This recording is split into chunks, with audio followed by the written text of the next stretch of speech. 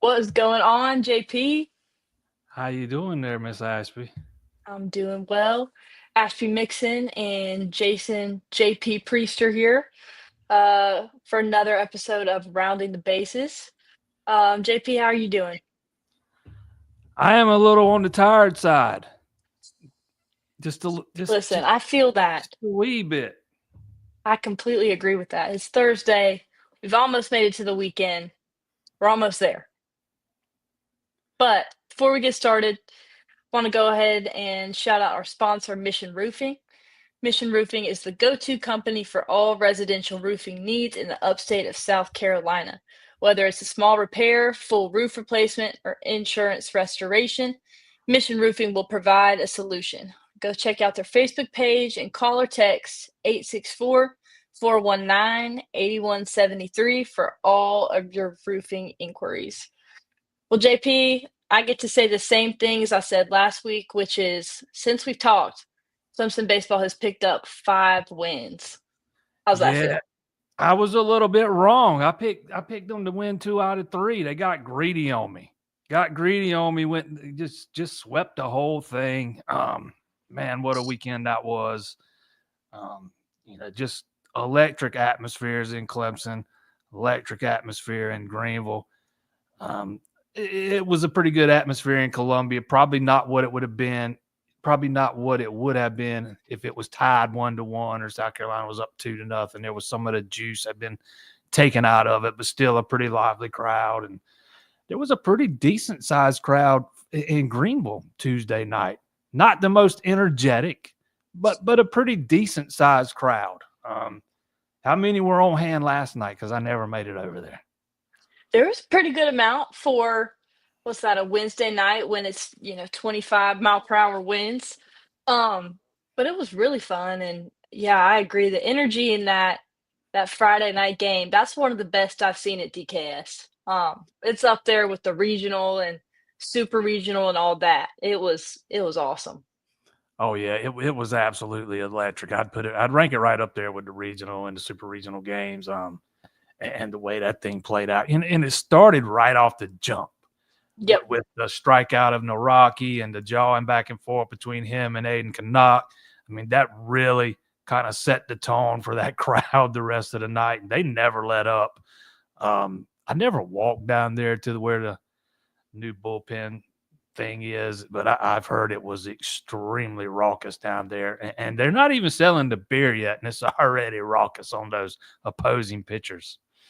I would agree with you. I saw on Twitter and from texts from friends and all different things that if you're an opposing pitcher, that was not the place to be on Friday night. Let me tell you, so there were some things being said that we cannot repeat here on Rounding the Bases. It was everything you would want it to be, and I think what Coach Bakich had in his head that he wanted it to be. Yeah, listen to Paul Maneri's post game, and he talked a little bit about it, and it kind of sounded like it was a little off the chain. I mean, nothing that he thought was over the line or over the top, but he made it sound like it was pretty pretty tense down there, and some of the videos I've seen kind of back that up. Um, Yeah, and it's not often that you hear an opposing head coach after that talking about how nervous their players were to play in that environment, which I thought was telling too. But also had the band in there, had the pet band at the baseball game, which I had never seen before. I thought that was so much fun. I never saw that before either. I thought that was rather unique. I can't remember if it's Florida or Florida State that did it one time before for maybe the Florida State series. So it's not like it's something that's never been done, but it's not something that happens very often. It added it added another layer to it. And man, you keep those terrible towels up there in Pittsburgh, man. We don't need no people waving around the tiger rags that down at DKS. Those things are for the Steelers there, Dale. You know that. I'm okay with no towels. I'm okay with no pom poms. I don't think we need any of that. Just be loud. That's a Just be friend. loud. That's a friend of mine, by the way. That heard.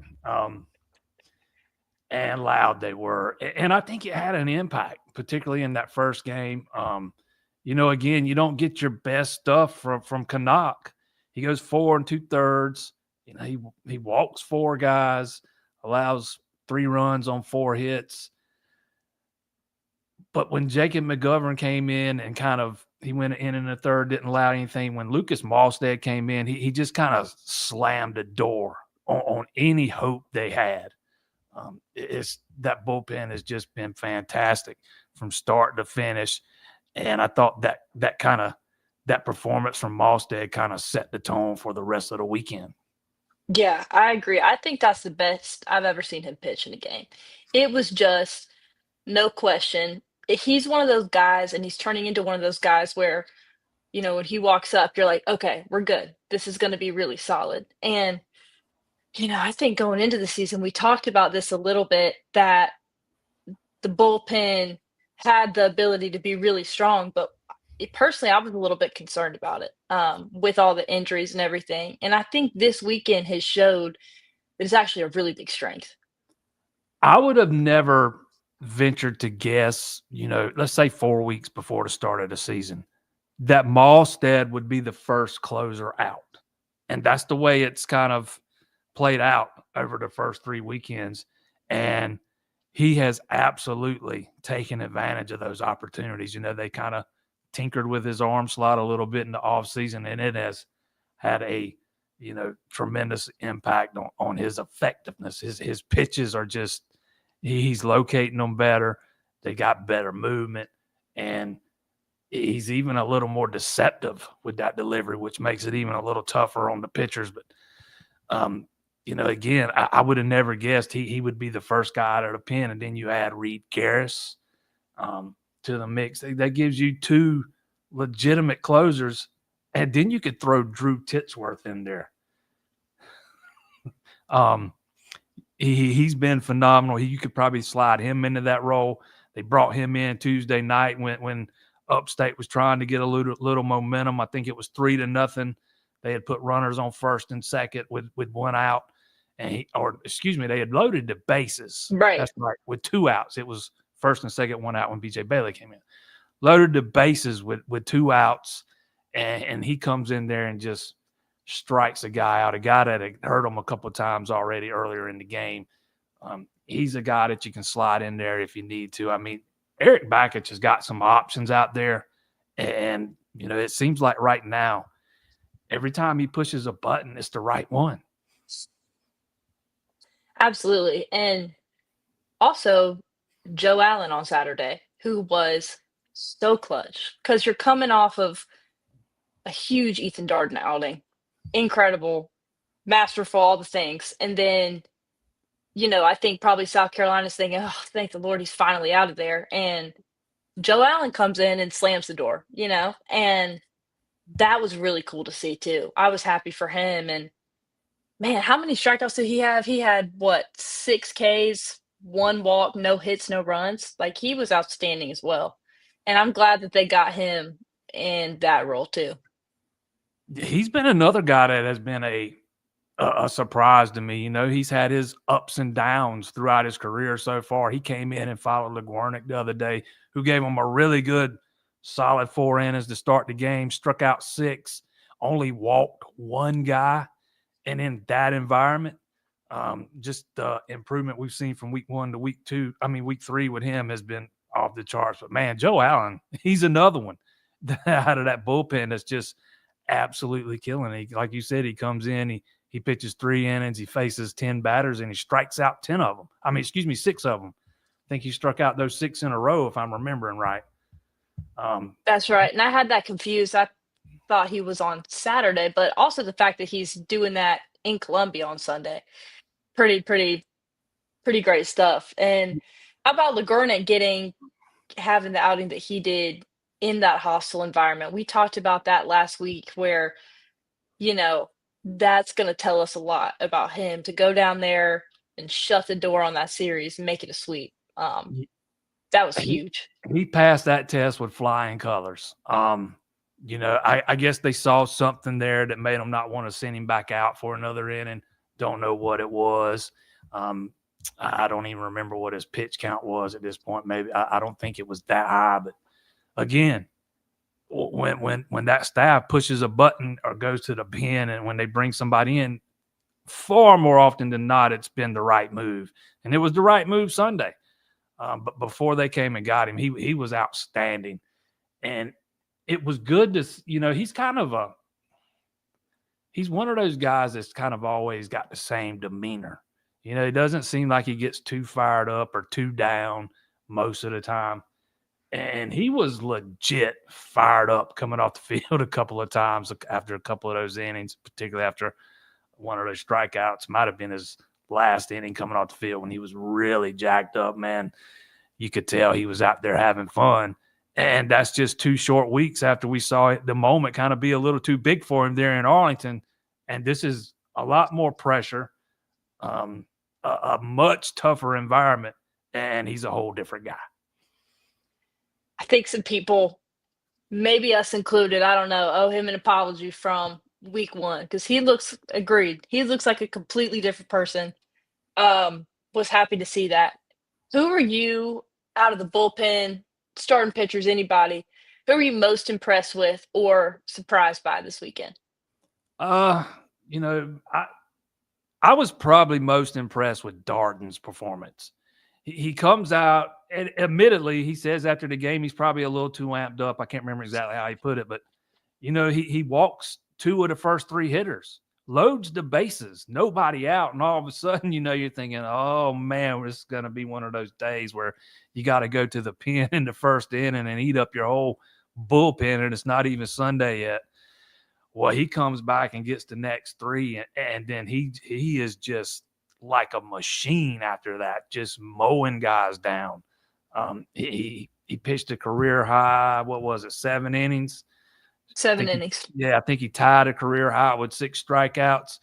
I was a little worried he wasn't going to win ACC Pitcher of the Week because there were a couple of guys that their numbers might have been a tad better, but it was against much lower competition. But thankfully, people took into account who Clemson was playing and voted him in, and he absolutely earned it.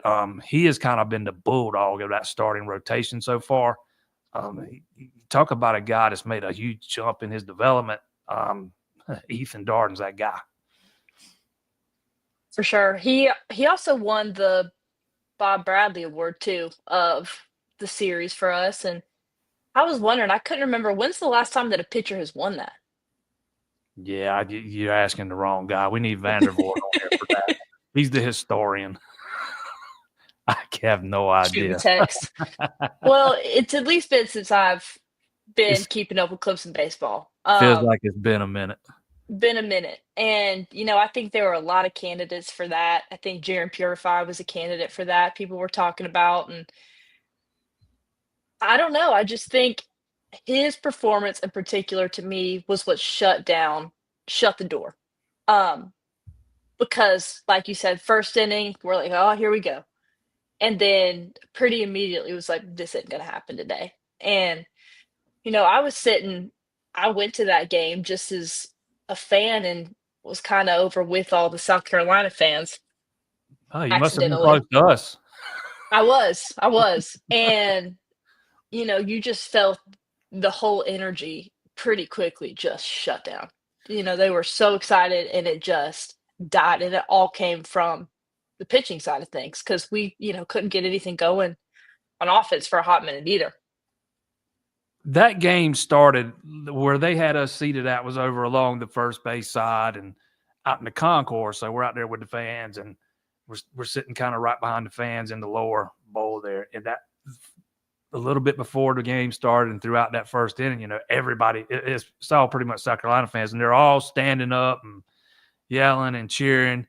And they got extremely lively when the bases got loaded. But after that, because I was worried. I'm like, man, all we're going to do is look at their backs all day long. And after that first inning, I didn't have much trouble seeing the field after that because it just wasn't a whole lot for them to stand up and cheer for. Yeah. To be brutally honest, you just said it. When they loaded the bases and he got out of that jam without allowing the first run, it kind of sucked the wind out of that side of the venue, and it gave all the momentum to Clemson. And they fully took advantage of it, and hats off to their guy too. who pitched on Saturday, McCoy, because man, he was dealing pitch for pitch with Darden there for a while. He struck out 12 of the 23 batters he hit or faced. He did end up allowing the 2 runs on 3 hits, pitched 6 innings. Thought he ran out of gas a little bit late, but man, he was really good. He had those hitters off balance through the first 5 innings, and he was mixing his pitches up really well. But that was Darden's day. I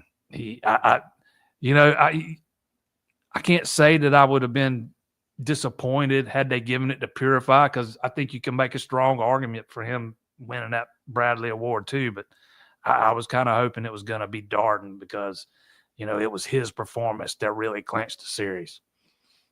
Completely agree. Jaron Purify, though, also had a couple of those moments that it felt like it just sucked the wind out of their team, South Carolina's team, and fans. He was outstanding this weekend and continued to be really, really good in the midweek games. I think out of anybody in the last couple weeks, I mean, you can make a case for a bunch of people, but to me, I feel like we've seen him get to a new level of feeling comfortable. What do you think? How have you seen him grow and get better and since the first week when you were in Arlington? He has really settled in. I thought maybe he was pressing a little bit, and not a whole. I thought just a little bit. That opening weekend, again, you haven't played in almost a year since May or June or whatever. So let's say 6 months, and you're finally back on the field in a big league park. Maybe pressing a little bit, but he has really, really settled in. I think he's raised his batting average by more than 50 points, since last week. He's up to 333 now. His home run late Friday, that was the, Clemson that was the insurance. It turns out they didn't really need it, but it gave them a little breathing room. It was only a 1-run game when he hit that thing, and he was kind of a spark plug all weekend long for Clemson. He had the one hit, the 1 home run Friday. He was 1 for 2 again on Saturday. I forgot what he was on Sunday, but let's see, I got it right here somewhere. He was 2 for 4 on Sunday. I mean, he's just keeps plugging along and getting on base, and he's out there. And when he's on base, it sets the table for the guys behind him. And, his defense, has been just as strong. Man, he has got so much range out there at second. He makes Clemson's infield so much better. Is he perfect with his fielding percentage? Absolutely not. But he is going to save you so many runs with his defense that an error or two can be overlooked. I would argue the same thing with a Josh Payne too. Similar situation. Like, he's had some great plays already. Has he been perfect? No. But a lot of the times he hasn't. There's been a Luke Gaffney there to, make a play, who I think has also been really, really good. So that's been good to see too. It's the whole infield. You've got Yep. Payno, a former shortstop who's mostly playing third.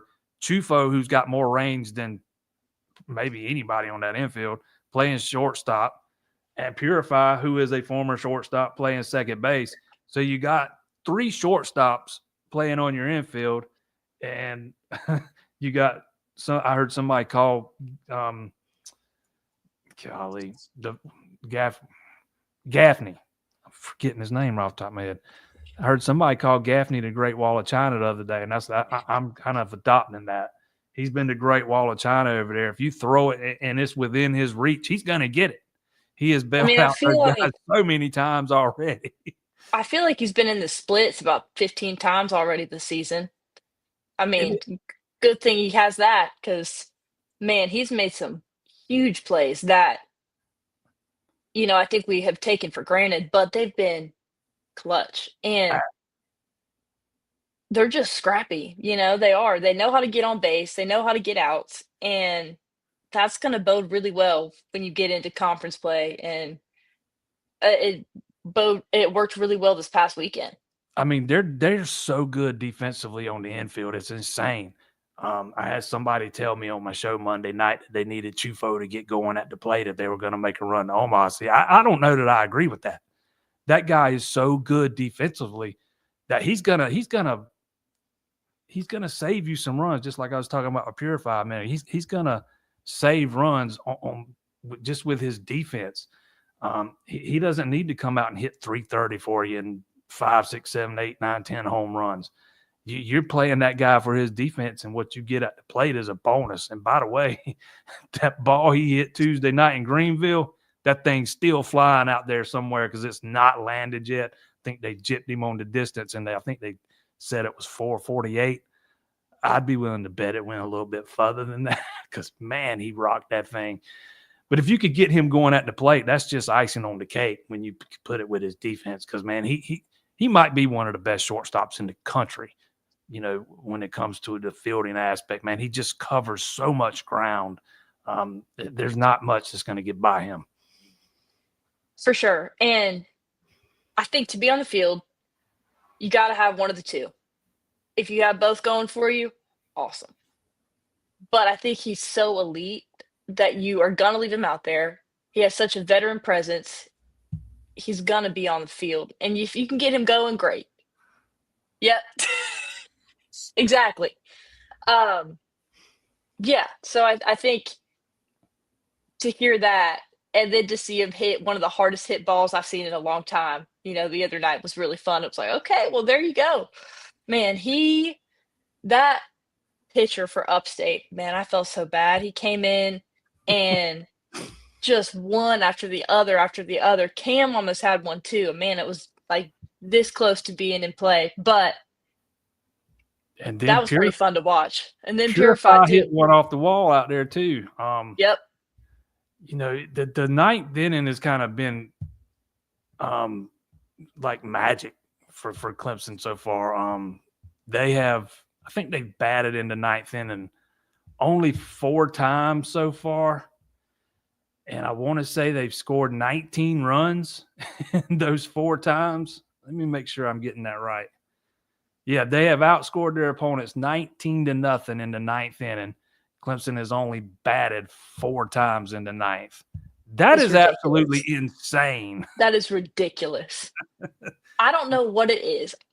Here's my theory. I think this started last year. And I think it started with when they came back, scored 8, 9 runs in the ninth inning. I think that mindset has come over to this team. And Backus said it last night after the game. He said, they just at no point have any feeling other than that they're going to go out and have a big inning and score a bunch of runs. And I think that mindset has been crucial. But as a fan and as somebody, not wanting to have a heart attack, I would really appreciate it if it could come in like the 7th or the 8th. But you know what? Do what you got to do to win. And it's been pretty fun to watch. Yeah, they scored 3 runs in the ninth Saturday there in Greenville. They scored 4 in the ninth Sunday in Columbia. And that came after they scored 3 in the 8th. Tuesday night, I think they scored, 4 in the ninth in Greenville against USC Upstate.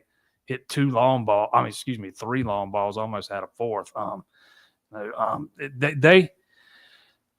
They tend to come alive in the later innings, and if they get a turn at bat in the ninth inning, they are making teams pay for it this year. I didn't get to watch any of the game last night, but I thought they, after the emotions that go into those games this weekend, I thought maybe they came out a little bit flat Tuesday there in Greenville. Maybe I use flat for lack of a better term.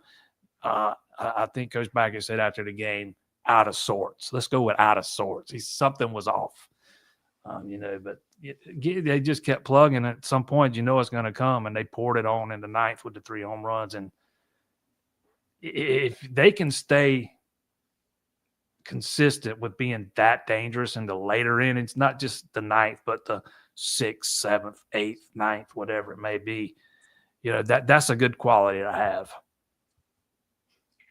For sure. It's definitely fun to watch. It's really fun baseball to watch. And it was a similar situation last night where they came out of sorts, we'll say, and actually trailed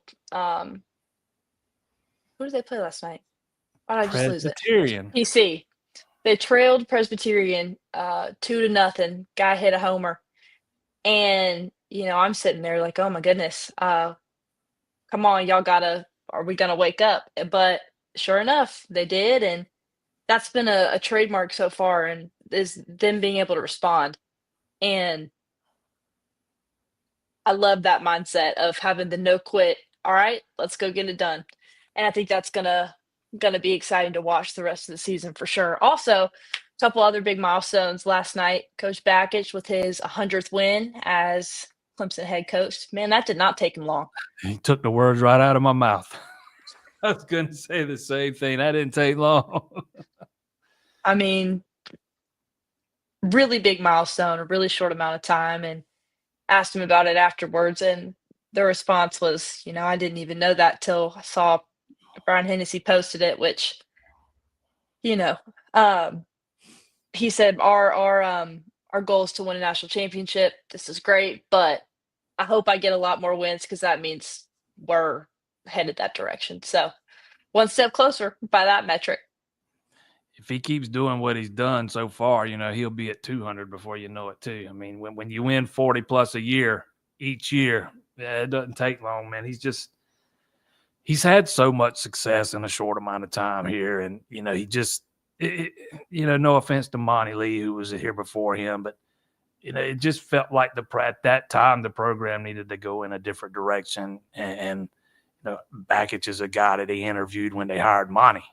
And he was kind of the guy I wanted to get the job. I wasn't upset that Monty got it, because I always liked Monty too, but Bakich was kind of my favorite, and he ended up going with Monty. But let's just say that got rectified when they departed with Monty and got it right the second time. And man, he's just the right guy in the right place at the right time.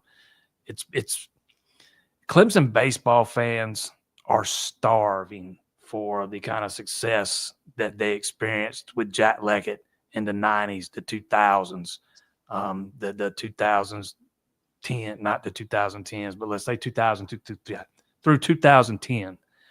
And I think Bakich is the guy that can get them back to Omaha, regional first year, super regional second year. That would be the logical next step. And so far, this team has showed that they look like a team that is capable of contending for a spot in the College World Series. So far, a lot of the big questions that we've had about them being a World Series caliber team have been answered, in my opinion.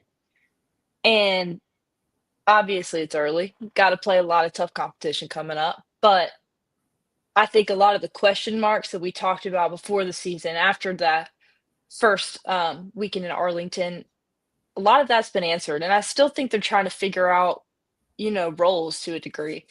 You had Jack Crichton come in last night and have a huge game, have a monster game, and guys step in. Tristan Bissetta had some really good moments this weekend, and so I think that the way he's kind of worked them in and been able to give guys like Cam rest yesterday, and put Listy not as the leadoff guy the other day. I think that also is a good sign because it shows that you can still win games with a lot of different lineups. And he said that from the beginning, but I think it's proven to be true. Do you agree? Do you think they still have figuring out to do, or do you think it'll keep rotating all season, or what do you think? I don't think he knows the answer. He talked about this Tuesday because Dominic Listy ended up being a late scratch from that game right before it started, and they inserted Crichton. He said after the game, he just, Crichton deserves some opportunities. They wanted to give him some. And I had somebody text me during the game last night that saying, Crichton's going to be hard to keep off the field. But yeah, he touched on that very thing Tuesday night when I asked him about Listy being the late scratch, and he said we just got some guys that deserve some opportunities, and we wanted to get them out there. He said maybe the lineup will stabilize at some point over the next few weeks. He said, or maybe it won't. We might keep rotating guys in. It just, I don't think he knows yet. And when you've got that much depth at your disposal, Crichton coming off the bench, a guy like Priest and Becerra having to sit from time to time to let him play, or it's when you can sit Cam Canarella and not have to worry about it. You got a guy like Tristan McClatty you can run out at first or second or third, put him at first and let Gaffney catch for a day and give Gerald Dale. When you've got that kind of depth, it gives you a lot of options. Can't say, I've said it before, and I can't say that I envy him having to write up that lineup card every day. Wouldn't want to be in those shoes. But that's what these college head coaches get paid for, man. And so far, he has done a spectacular job at getting a lot of these guys some opportunities. Even Jay Dillard got an opportunity. What was it, last week? He got an opportunity last night too. Did he start and play last night? He didn't start, but he played a bunch. He started one of those games last week. I can't remember which one it was, and I had heard that he was a guy that had a really good fall, really good preseason. Didn't have such a great game the other day. Kind of looked like he might have got the yips there, but you see Bakich giving opportunities to guys that have earned it in practice, and it's up to them what they do with those opportunities. Like a guy like McClatty, he's taking full advantage of it. Crichton taking full advantage of it. And it makes it harder on the coaching staff to decide on who runs out there from day to day. I've said this before. I agree that I would not want to be Coach Bakich, but also it's a good problem to have. And that's how you keep a healthy culture too, is by saying, you know what, if you earn it in the fall and you're playing well, you're going to get a chance. And I think he's done a really good job with that. Interested to see if against Davidson this weekend, any of that changes or if it continues to be a rotation. So, all right, here we are. Prediction time. First home series, full with one team. What's your pick? Second home series, full series. No, you're right. You're right. The first one was the Invitational. That's right. That was two different teams. You are absolutely right. No, I had a bad one earlier, JP. It was fair. Fair. I couldn't even remember Luke Gaffney's name earlier. So. What you got to look forward to when you get my age. Yeah, I missed it by one last week. I'm getting greedy again. I'm going with the sweep. 3 games, all of them. 13-game winning streak coming out of the weekend. I just think this team's playing at such a high level right now. And, no offense to Davidson, they're just not on the same level. Davidson went to Founders Park, I think it was Tuesday, and got smoked by South Carolina, who Clemson just swept. And obviously that doesn't mean anything when we're talking baseball. Anybody can be beat on any given day. No transitive property. Exactly. This team is playing at this level, and we've not even seen the best of Aiden Canuck yet. I think that speaks volumes about the ceiling for this team. And I just think, with that coaching staff, they keep them so dialed in on the moment. They have such an attention to detail that they won't overlook anybody. Maybe they'll come out a little flat or unenergized or out of sorts, the way Coach Bakich said it Tuesday night. But I think even if they do that this weekend, they'll find their groove at some point and get it going, just like they did Tuesday night against Upstate, just like they did yesterday against PC when they were down 2-0. I just, unless they come out and, just fall all over themselves one day, I see a sweep forthcoming. Bring out the brooms, JP. I agree with you. I think it's a sweep. I think they showed that they can win in a lot of different ways, with a lot of different guys at the helm. And yeah, I don't see us dropping. Definitely don't see us dropping the series, but I really don't see us dropping the game, especially with Ethan Darden, LeGurnick playing the way they have. We'll be excited to see how, the bullpen is used, if it'll be the same kind of setup as last week, or, if Reed Garris will be your first one out or somebody like that. And that'll be interesting too. Do you know anything about Gillen? Have we heard anything about, is he going to be ready this weekend?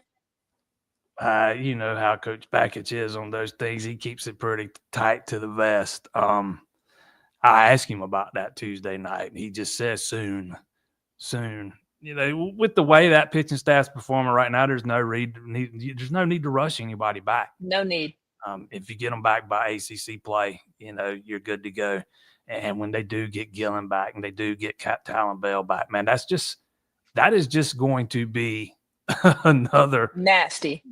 you know, two pivotal pieces that you can add to a bullpen that's already been the strength of your team. We're talking about Gillen, who was just dominant up there at Seton Hall. No, it's not the ACC, but man, when you're putting up an ERA of 1 point, whatever it is, across 2 seasons, that's impressive. I don't care about the competition. No matter where you're playing. Yeah. Yes. And Talon Bell was one of the, you know, he was a major league pitching prospect coming out of high school. That says it all, man. And I watched him throw an inning in the preseason. He was just downright nasty. And he wasn't even, you know, he wasn't even throwing wide open. Struck out 2 of the 3. But yeah, that's just going to give him a couple more pieces, man. It's when those 2 guys get back and you keep everybody, if you can keep everybody else healthy, that bullpen is going to be so good once you get into conference play. And it'll have to be a good feeling knowing you don't have to get 6 innings from your starter every Friday or 6 innings from your starter every Saturday. If one of them has a bad outing, you can go yank him in the second or third and feel good about where you stand for the rest of the weekend. For sure. It's going to be interesting. I'm excited. We're both going 3-0. Are you still undefeated or no? Now you picked him to, okay. You picked him to lose once. 2 out of 3 last weekend. I didn't get greedy. I should have. I think you got me beat still. But yeah, I think so. But all right, 3-0. It's gonna be a great weekend. You're going to Friday and Saturday, right? I'll be there some Friday. I got to move on over to football when Dabo comes out. If it's still going when I get done, I'll head back over. But I'll definitely be there Saturday. I'm going home Saturday after the game, though. I have not been home since, let's see,